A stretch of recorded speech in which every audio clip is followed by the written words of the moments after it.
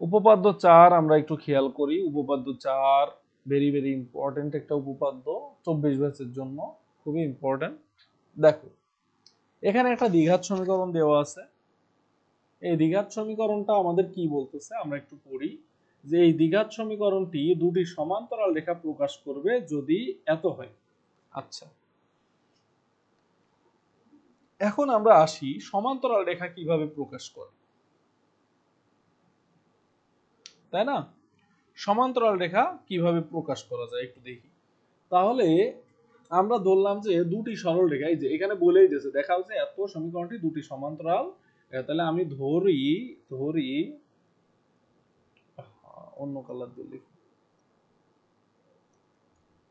ধরি রেখাদ্বয় রেখাদ্বয় অর্থাৎ ওই সমান্তরাল রেখাদ্বয়, ঠিক আছে। আচ্ছা, এটাও লিখে দেওয়া ভালো, উল্টা পাল্টা ধরলে তো আর হবে না। ধরি সমান্তরাল রেখাদ্বয় কি কি, একটা যদি lx plus my plus n is equal two 0 হয়, আর একটা হবে lx plus my plus n prime. এটা কি জানো কিনা আমরা জানি না, আমি জানি না, কিন্তু এটা জানার কথা এইচএসসি লেভেলে, এমনকি এসএসসি তেও জানা। এসএসসি আমরা স্থানাঙ্ক জ্যামিতিতে পড়ছি। এই যে দেখো, একটা রেখা যদি 2x plus 3y plus 10 is equal two 0 হয়, তাহলে এই সমান্তরাল রেখা আমরা সবসময় ধরতাম 2x plus 3y plus k, অর্থাৎ এই ধ্রুবকের পরিবর্তে কে বসাইলে সমান্তরাল রেখা পেয়ে যেতাম। তাহলে সমান্তরাল রেখায় কেবল ধ্রুবক আলাদা আলাদা হয়, এখানে আমি ধ্রুবক আলাদা আলাদা ধরছি, একটা n আর একটা n প্রাইম। তুমি চাইলে সি সি প্রাইম বা অন্য কিছু ধরতে পারো, কোনো সমস্যা নাই, ঠিক আছে। তাহলে সমান্তরাল রেখাদ্বয় আমরা বের করলাম। এখন তাহলে আমাদের যদি একটু বুদ্ধি থাকে, তাহলে এই রেখাদ্বয় আমরা একটু গুণ করে দিই, এই রেখাদ্বয় আমরা একটু গুণ করে দিই। তাহলে lx plus my plus n, তার সাথে আমরা গুণ করব lx plus my plus n prime, ঠিক আছে। তাহলে এতে এই গুণটা আমরা একটু সহজে করতে পারি। গুণটা সহজে কিভাবে করা যায় আমরা একটু শিখি নাকি, গুণটা সহজে আমরা একটু করা শিখি। দেখো আমি এই পুরোটা দ্বারা গুণ করব এই পুরোটাকে, ঠিক আছে। দেখো lx প্লাস my আর lx প্লাস my গুণ করলে lx প্লাস my এর কি হয়ে যাবে, হোল স্কয়ার, প্লাস এবার এই lx প্লাস my এর সাথে আমি গুণ করব, কেবলমাত্র বাকি আছে কি n প্রাইম। তাহলে n প্রাইম গুণ করলে কি হয়ে যাবে বলো, n প্রাইম, আচ্ছা l, আচ্ছা l n prime x plus m n prime y, ওকে। আচ্ছা গুণ করলাম, এইবার এই তো এক সাইড গুণ করছি, এবার এই n দ্বারা আবার পুরোটারে গুণ করা লাগবে। তাহলে n দ্বারা যদি গুণ করি, n দ্বারা গুণ করলে এটা হয়ে যাবে l n x plus m n y plus এই n দ্বারা আবার n রে গুণ করলে n n প্রাইম। আশা করি এই ব্যাপারে কারো কোনো সমস্যা নেই। তাহলে এই রেখা, এই যে এই দুইটা, যেহেতু এটা দুইটা সমান্তরাল রেখার কি গুণফল, তাহলে আমাদের প্রশ্নে যেটা দেওয়া ছিল সেটাও কিন্তু দুইটা সমান্তরাল রেখার গুণফল। এই যে দেখো, এটাও কিন্তু দুটো সরলরেখা প্রকাশ করে, বলাই আছে, প্রশ্নেই বলা আছে এই রেখাটা দুটো সমান্তরাল রেখা প্রকাশ করে। তাহলে এইটাকে আমরা ওর আকার নিব আগে, ঠিক আছে। তাহলে আমরা আরো একটু ক্যালকুলেশন করতে পারি, ক্যালকুলেশনটা করে ফেলি, তারপরে ওইটার মতো বানাই। দেখো এটার a plus b whole square, তাহলে a square plus 2 lm xy plus m square y square plus, দেখো এই দুই জায়গা থেকে n x কমন নেওয়া যায়, তাহলে x কমন নিলে কি চলে আসে, x কমন নিলে চলে আসে ln প্লাস ln প্রাইম, তাই না, ln prime plus ln plus y common নেওয়া যায় দুই জায়গা থেকে, এখান থেকে আর এখান থেকে, y কমন নিলে mn প্লাস mn প্রাইম। আচ্ছা আর কি, আর n n প্রাইম। আশা করি কিছু বাদ নাই।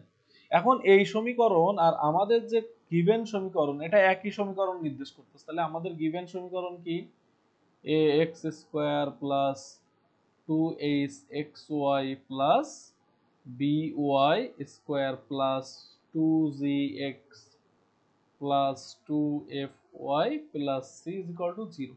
তাহলে এটাকে আমি দিলাম 2 নাম্বার, আর আমার যে সমীকরণ দেওয়া আছে সেটাকে দিলাম 1 নাম্বার। তাহলে এই দুটো কিন্তু একই রেখা নির্দেশ করতেছে, একই রেখা নির্দেশ করতেছে। তাহলে আমরা বলবো 1 ও 2 একই হওয়ায়, একই বা সমান হওয়ায়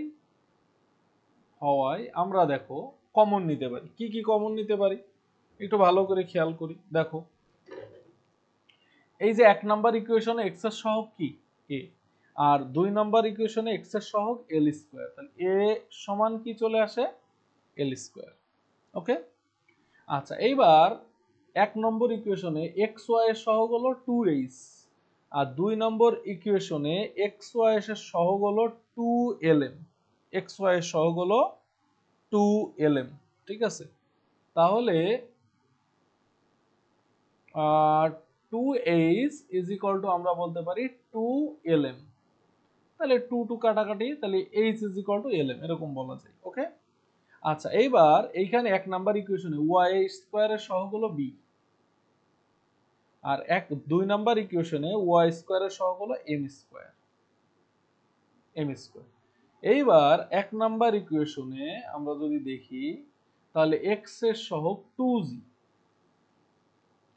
এবং 2 নম্বর ইকুয়েশনে x এর সহগ হলো ln প্রাইম প্লাস ln, তাই lটা আমরা কমন নিতে পারি, তাহলে n প্লাস n প্রাইম।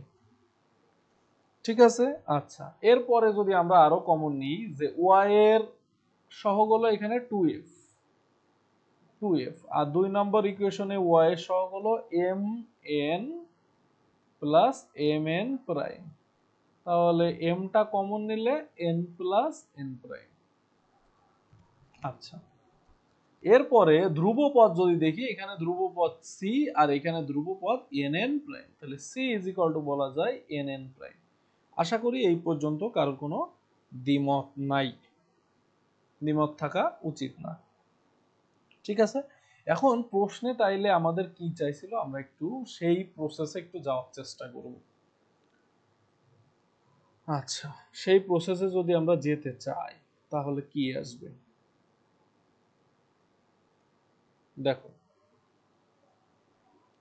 প্রশ্নের প্রসেসে আমি একটু ইকুয়েশন গুলো দিয়ে দিই নাকি, ইকুয়েশন মার্ক করি একটু। ইকুয়েশন যদি মার্ক করি 1 আর 2 ইকুয়েশন তো দিয়ে দিছি, এটাকে দিতে পারি 3, এটাকে দিতে পারি 4, এটাকে দিতে পারি 5, এটাকে দিতে পারি 6, এটাকে দিতে পারি 7 এবং লাস্টেরটা 8। অনেকগুলো ইকুয়েশন তাই না। আচ্ছা এখন আমাদের প্রশ্নে কি চাইছে, প্রশ্নের প্রথম অংশে চাইছে এই যে এইটা, এই যে অর্থাৎ a is to h সমান h is to b is equal to g is to h এরকম চাইছে না। আচ্ছা তাহলে আমরা দেখো এখান থেকে এই জিনিসটা যদি আমরা প্রমাণ করতে চাই তাহলে আমরা কি করব, আমি একটু তোমাদের বুঝাই বলি। দেখো তো a is to h R h is to b এই অংশটা যদি আমাদের প্রমাণ করতে হয় তাহলে a বাই h লিখতে পারি এটাকে, আর এটাকে h বাই b লিখতে পারি, আর গুণ করলে ab সমান h স্কয়ার আসতেছে, h স্কয়ার। তাহলে h মানে কি আবার, h মানে এই যে lm। ঠিক আছে, h মানে lm, এই 2 আমি এখন কেটে দিই কারণ এটার তো কাজ শেষ। h সমান l, তার মানে a আর b গুণ করলে সেটাকে আমরা ভেঙে এইভাবে লিখতে পারবো উল্টা। ঠিক আছে, তাহলে আমরা a আর b গুণ করে দিই। দেখো a আর b গুণ করি দেখি কি পাই। a আর b মানে a হচ্ছে 3 আর b হচ্ছে 5, তাহলে 3 গুণ 5, 3 আর 5 আমরা গুণ করতেছি, 3 আর 5 গুণ করলে কি আসে দেখো, ab সমান l স্কয়ার m স্কয়ার। তার মানে ab সমান lm স্কয়ার বলা যায়। আবার lm মানে কি একটু 4 নাম্বার খেয়াল করো, 4 নাম্বার ইকুয়েশন, তাহলে ab সমান কিন্তু h স্কয়ার। তাহলে এটাকে কিন্তু ভেঙে আমরা a by h is equal to h by b লিখতে পারি। এই h স্কয়ার রে h ডট h লিখে একটা h এর নিচে নিয়ে গেলাম আর b টাকে h এর নিচে নিয়ে গেলাম। তাহলে এখান থেকে আমাদের প্রমাণ হয়ে গেল a dot h is equal to h is to b, a is to h is equal to h is to b। অর্থাৎ প্রথম অংশ প্রমাণ হয়ে গেছে। এখন প্রমাণ করতে হবে যে g is to f এটার সমান, এটা আমাদের প্রমাণ করতে হবে। তাহলে এটাকে আমরা দিলাম ix, 9 নাম্বার ইকুয়েশন। ঠিক আছে। আচ্ছা, এইবার আমরা যদি এখানে আরো একটু ক্যালকুলেশন করতে চাই, অর্থাৎ দ্বিতীয়টা যদি প্রমাণ করতে চাই, তার জন্য এই মানগুলো আমাদের লাগবে। তো এই মানগুলো আমরা একটু ওই পেজে নিয়ে যাব, পরের পেজে, কারণ এই মানগুলো ছাড়া আমরা কিছু করতে পারবো না অ্যাকচুয়ালি। তাহলে এই মানগুলো আমরা একটু নিয়ে যাই। তোমরা তো খাতায় তুলছো, আশা করি কোনো সমস্যা নাই। আচ্ছা, এই মানগুলো নিয়ে আমাদের কাজ। তো এখন আমাদের কাজ কি, যে প্রথম অংশ প্রমাণ হয়ে গেছে, এখন দ্বিতীয় অংশ প্রমাণের বিষয়। এই মানগুলো আমরা ইউজ করব, ঠিক আছে। এই মানগুলো ইউজ করব। তাহলে দ্বিতীয় অংশ যদি আমরা হিসাব করতে চাই, আচ্ছা আমরা একটু প্রশ্নে খেয়াল করি। দেখো, প্রশ্নে যদি খেয়াল করি, আমাদের প্রশ্নের প্রথম অংশ আমরা প্রমাণ করে ফেলছি, a is to h is equal to h is to b। এখন আমাদের দ্বিতীয় অংশ প্রমাণ করতে হবে, অর্থাৎ g is to f। তাহলে আমরা এই অংশটা প্রমাণ করব, g h is to b is equal to g is to h। আমরা একটু দেখি এটা প্রমাণ করার জন্য আমাদের কি স্টেপ নেওয়া লাগে। তাহলে h is to b is equal to g is to f, এটা আমরা প্রমাণ করব। তাহলে দেখি যে এই লাইনটা কিভাবে পাওয়া যায়। তাহলে h by b is equal to g by f। তাহলে h f is equal to bg, যদি এইটা থাকে এটারে কিন্তু আমরা এরকম লিখতে পারবো। তাহলে এই আকারে নেওয়ার জন্য আমাদের কি প্রমাণ করা লাগতেছে আমরা একটু দেখি। দেখো, তাহলে আমরা একটা কাজ করি, এই এইচ এফ পাওয়ার জন্য, এইচ আর এফ পাওয়ার জন্য আমরা এই যে 4 আর এটা কত 7, এই 4 আর 7 আমরা গুণ করি, 4 আর 7 আমরা গুণ করে দিই। তাহলে 4 আর 7 গুণ করলে কি হয়ে যাবে, দেখো তো, left hand side 2hf, HF কিন্তু পেয়ে গেলাম। আর রাইট হ্যান্ড সাইড lm, তার সাথে আবার m into n plus n, তাহলে lm square n plus n prime. Okay, আচ্ছা, আশা করি কোনো সমস্যা নাই। এইবার আমাদের আবার বিজি লাগবে। তাহলে বিজি, বি আর জি আছে কততে কততে, এই যে এইটাই আছে 5-এ, এই যে 5-এ আছে বি, আর জি আছে 6-এ। তাহলে 5 আর 6 গুণ করব, 5 আর 6 গুণ করব, তাহলে 2bg is equal to, B আর জি গুণ করলে কত, এটাও lm square n plus n prime. তাহলে দেখো তো দুটোরই রাইট হ্যান্ড সাইড কি সমান না? এই যে দেখো তো, রাইট হ্যান্ড সাইড যদি সমান হয়, তাহলে আমরা সরাসরি এখান থেকে বলতে পারি 2hf সমান 2bg। তাহলে এই যে জি জি কাটা, তাহলে এই যে দেখো আমরা কিন্তু এই লাইনটা পেয়ে গেছি, hf is equal to bg, এটা কিন্তু পেয়ে গেছি।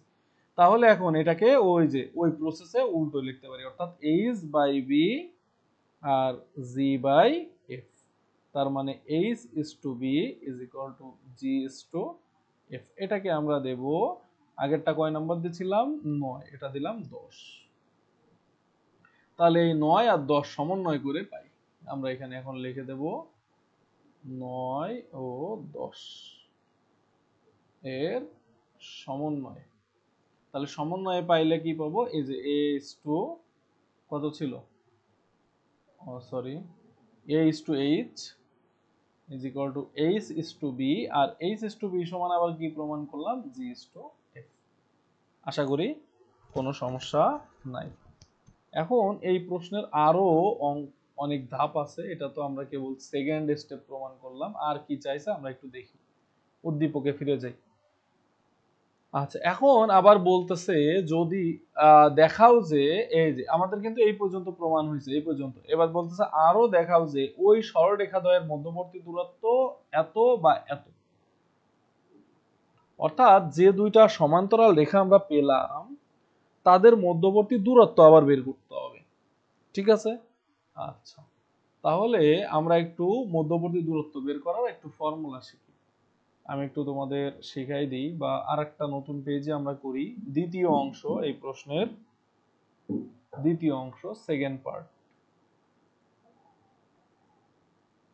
তো আমি একটু সূত্রটা লিখে দিই, সমান্তরাল রেখার মধ্যবর্তী দূরত্ব আমরা কিভাবে বের করি। সমান্তরাল রেখার মধ্যবর্তী দূরত্ব,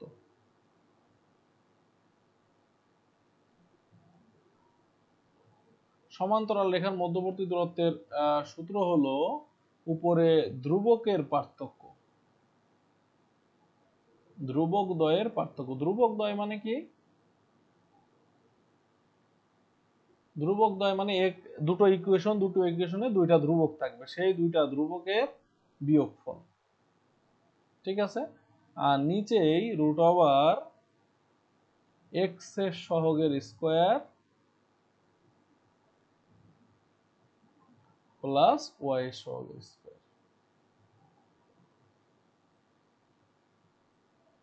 ঠিক আছে, এই হলো আমাদের সমান্তরাল রেখার মধ্যবর্তী দূরত্ব বের করার সূত্র। এখন আমাদের সমান্তরাল রেখাদ্বয় কি ছিল, ওই একদম প্রথমে ধরছিলাম, মনে আছে? এই যে দেখো সমান্তরাল রেখাদ্বয়, এই যে। ঠিক আছে, তাহলে এই দুইটা রেখা আমি একটু ওইখানে আবার লিখি। একটা রেখা ছিল আমাদের lx plus my plus n is equal two 0, আর একটা লেখা ছিল lx plus my plus n prime is equal two 0।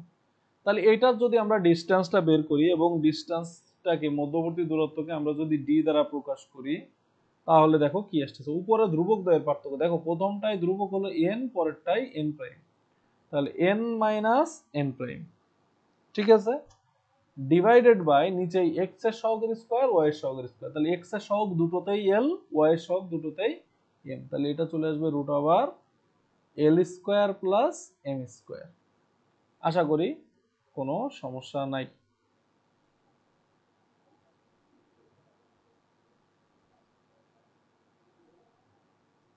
ওকে, আচ্ছা, এখন কাহিনী হলো যে আমরা যে মানগুলো জানি সে মানগুলো এখানে আমাদের বসাইতে হবে। ঠিক আছে, আচ্ছা, তো আমরা একটু মানগুলো একটু বসাই দিব এখানে। দেখো, এখন আমরা তো জানি n প্লাস n প্রাইমের মান জানি, কত জানি? এই যে দেখো, n ইন্টু n প্লাস এর n ইন্টু n প্লাস এর মান জানি, এই যে 5 থেকেও জানি, সরি 6 থেকেও জানি, 7 থেকেও জানি। ঠিক আছে, 6 থেকে বলা যায় 2g বাই l, আর 7 থেকে বলা যায় 2f বাই m, তাই না? আচ্ছা, কিন্তু আমরা কিন্তু n n প্রাইমের মান জানি না, n মাইনাস n প্রাইমের মান জানি না। ঠিক আছে, তাহলে আমরা কি করতে পারি একটু দেখো। আমরা এই জিনিসটাকে ভেঙে লিখতে পারি। কিভাবে লেখা যায়?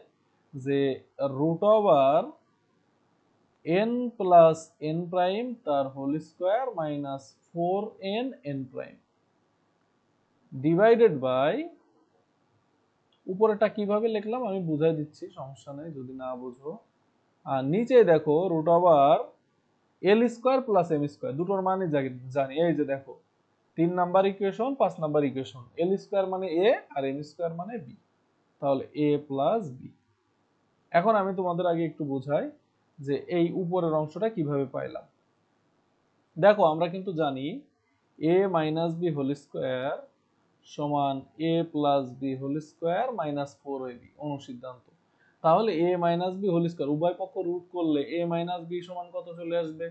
Root over a plus b whole square minus 4ab। এই সূত্র, কেন এই সূত্রে গেলাম? কারণ আমরা a প্লাস b এর মান অর্থাৎ n প্লাস n প্রাইমের মান জানি, n মাইনাস n প্রাইমের মান জানি না, এই জন্য এই সূত্রে গেছি। তো এখানে আমরা মানটা বসাই দিব, মানগুলো বসাই দিব। তাহলে মানগুলো বসাইলে কি আসতেছে আমরা একটু খেয়াল করি। নিচেই তো root over a plus b চলে আসলো, এটা নিয়ে কোনো দ্বিমত নাই। আর উপরে আমরা দুটো মান বসাইতে পারি, এই যে n প্লাস n প্রাইমের দুটো মান বসাইতে পারি। কোনটা? এই যে দেখো, এটা থেকে যদি আমরা n প্লাস n প্রাইমের মান বের করি, তাহলে এটা হয়ে যায় 2g বাই l। আর নিচেরটা থেকে যদি n প্লাস n প্রাইমের মান বের করি, তাহলে এটা হয়ে যায় 2f বাই m। তো এই দুটো ভ্যালু আমরা বসাইতে পারি। তো দুটো তো আর একসাথে বসাইতে পারবো না, বা দিয়ে লিখে আমরা বসাবো। তাহলে প্রথমটাই আমরা বসাবো 2g বাই l। তো ধরো যে এখানে আমরা বসালাম root over 2g by l এর square minus 4 n prime. n প্রাইমের মান কিন্তু c, এটাও আমরা জানি। এই যে দেখো একদম লাস্টেরটা 8 নাম্বার, দেখছো n প্রাইমের মান কিন্তু c। আচ্ছা, এরপরে বা, এই বা দিয়ে আমরা আবার ওই যে অন্য যে মানটা আছে ওইটা বসাই দিব, a প্লাস b। অন্য যে মানটা ছিল অর্থাৎ n প্রাইমের দুটো মান পাইছিলাম, আর একটা মান ছিল 2f by m whole square minus n প্রাইমের মান তো c। আশা করি কোনো সমস্যা নাই। ঠিক আছে, এখন এই দুটো সিম্পল করলেই আমাদের অ্যান্সার চলে আসবে।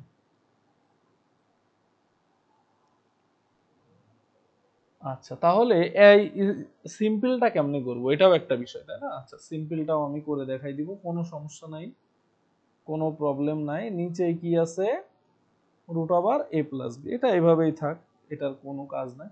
আচ্ছা, আমরা একটা কাজ করতে পারি, আচ্ছা থাক, পরে করি। রুট ওভার, দেখো এটাকে আমরা 4g² / l² - 4c লিখতে পারি, বা এখানেও আমরা নিচে রুট ওভার তো a প্লাস বি, আর উপরে যদি আমরা লিখি তাহলে 4f² / m² লিখতে পারি -4c, তাই না? আচ্ছা, এখন তাহলে দেখো এটাকে কিভাবে লিখি। দেখো, তাহলে একটু খেয়াল করো, এখন আমরা এই যে জি, এই l² আর এই m² জায়গায় আমরা কি বসাইতে পারি? কারণ কি, কারণ এই এল আর এম কিন্তু আমাদের নিয়ে আসা, এই যে এই সমীকরণ দুইটা, এটা কিন্তু আমাদের নিয়ে আসা, এগুলো রাখা যাবে না। তাহলে এই যে দেখো, 1 নাম্বার l² জায়গায় আমরা a লিখতে পারি, আর m² জায়গায় আমরা b লিখতে পারি, তাহলে আমরা তাই লিখব।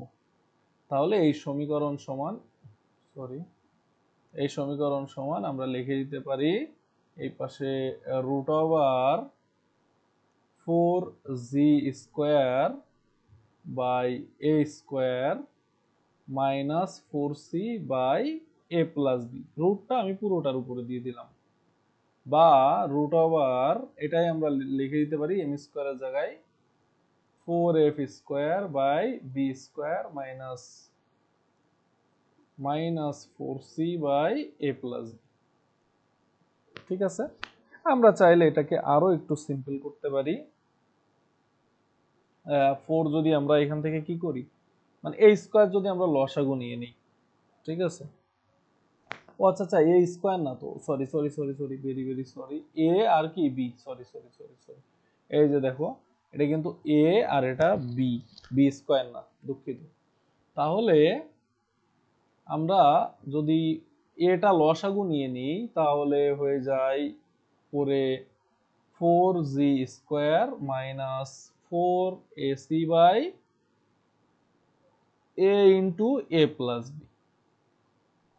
আর বা এখানেও হয়ে যায় 4f² -4ac/a+b।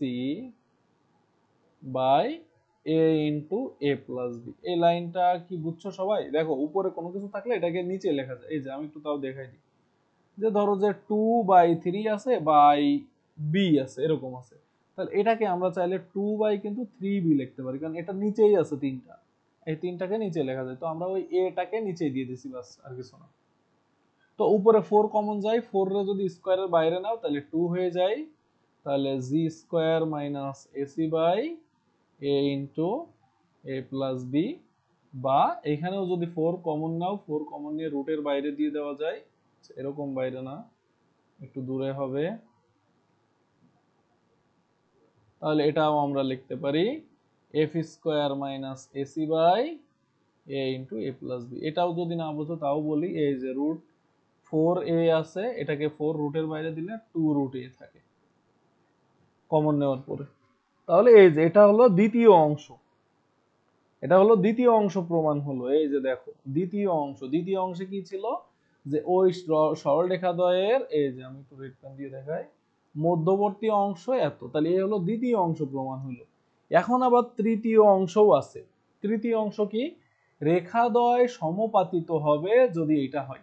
সমপাতিত মানে কি, সমপাতিত মানে একই রেখা, সমপাতিত হওয়া মানে কি, একই রেখা হয়। তাহলে আমাদের কাছে কি কি ডাটা আছে, আমরা সেগুলো ইউজ করব। দেখো,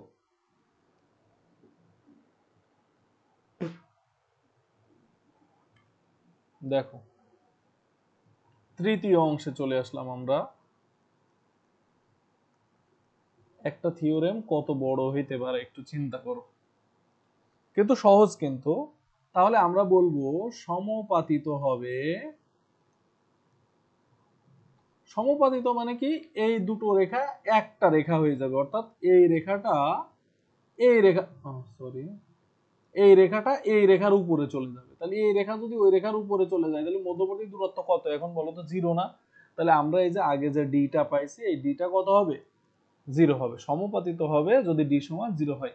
আবার এইচ স্কোয়ার সমান যদি মানে H square minus A B বা এইচ স্কোয়ার সমান যদি এ বি হয়।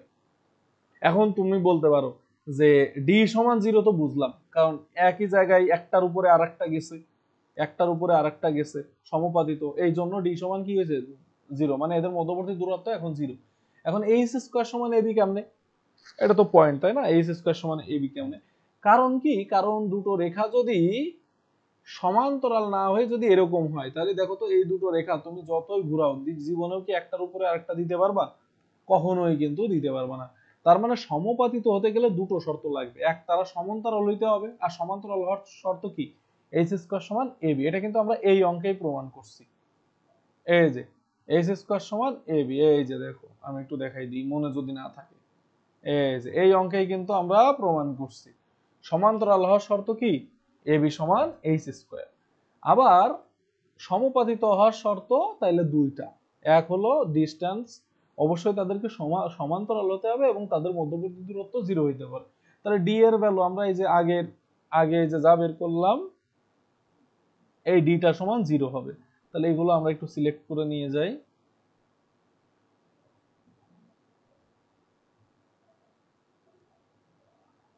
আচ্ছা, এটা আমরা সিলেক্ট করলাম। এই হলো আমাদের ডি, এই ডিটা কত হবে, জিরো হবে, জিরো হবে। আর এখান থেকে তো এইচ স্কোয়ার সমান এবি, এটা আমরা আগে থেকেই জানি। তাহলে এই দুটোকে আমরা আলাদা আলাদা কি দিতে পারি, জিরো দিতে পারি। ঠিক আছে, তার মানে 2√g²-ac/a+b এটা সমান জিরো দিতে পারি। তাহলে উভয় পক্ষ স্কোয়ার করলে এই টুটা ওই পাশে ভাগে 2 দ্বারা ভাগ করলে জিরো, স্কোয়ার করলে দিবে g²-ac/a² ঠিক আছে, নিচে গুণ করে দিলাম ইজ ইকুয়াল টু জিরো। তাহলে এটা ওই পাশে গেলে জিরো হয়ে যাবে, তাহলে g² - ac is equal two থাকে জিরো। ঠিক আছে। আচ্ছা, এবার দ্বিতীয়টা এই পাশ যদি প্রমাণ করি এইটা, তাহলে এখান থেকে 2 ওই পাশে গেলে জিরো, আবার নিচেরটা ওই পাশে গেলে জিরো, তাহলে f² - ac সমান জিরো থাকে তাই না, f² - ac সমান জিরো। আবার h² সমান আমরা কি জানি, ab। তাহলে আমরা একটু এখানে একটু টেকনিক করব। কি টেকনিক, আমাদের প্রশ্নে কি চাইছে আমরা একটু দেখব। প্রশ্নে কি চাইছে, প্রশ্নে চাইছে এই যে দেখো যে af² is equal two bg² হবে, ইজ ইকুয়াল টু ch² হবে। তার মানে আমরা প্রথম দুটো আগে প্রমাণের চেষ্টা করতে, অর্থাৎ f² আর g² আমরা ভাগ করে দিব, f² ভাগ g²। তাহলে এই যে আচ্ছা, তাহলে এখানে তো g² এর ভ্যালু বের করি নাই, তাহলে g² সমান ac আর f² সমানও ac। বাহ, অদ্ভুত তো। ও, f² সমান তো bc হবে, ac কেন, আমি কি আগেরটাও তাই করছি? আচ্ছা আচ্ছা আচ্ছা, দাঁড়াও দাঁড়াও দাঁড়াও, ওহো, এই যে দেখো খুব বড় ভুল হয়ে গেছে তো। এই যে এখানে কিন্তু লসাগু ছিল বি, আর এই বি ফোর্স এর সাথে গুণ করলে 4bc, এই যে বি f² - bc হবে। দুঃখিত দুঃখিত, আসলে অনেক বড় অঙ্ক করতে গেলে মোমেন্টামটা ধরে রাখা কঠিন। তাহলে এটা হবে f² - bc, তাহলে f² সমান bc। ওকে, নাইস। আচ্ছা, তাহলে আমরা একটু এই f²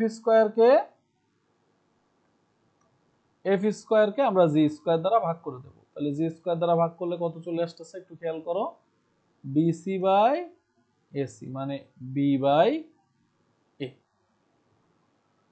ঠিক আছে।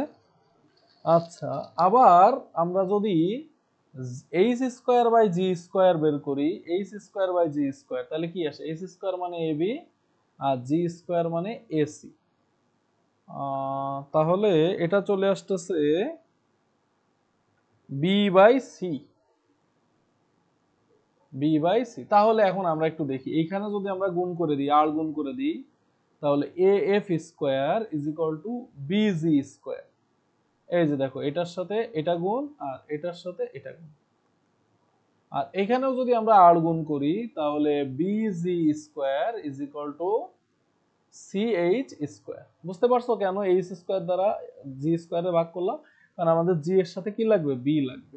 তাহলে এই তিনটা দেখো, এটা আর এটা কিন্তু একই। এ এফ স্কোয়ার সমান যদি কি হয়, বি জি স্কোয়ার হয়, এই যে এটা, তাহলে বি জি স্কোয়ার সমান আবার সি এইচ স্কোয়ার। এই হলো আমাদের থিওরেমের প্রুফ। তাহলে আমরা এখানে তিনটা শর্তই কি করলাম, পূরণ করলাম। আশা করি বুঝতে পারছি।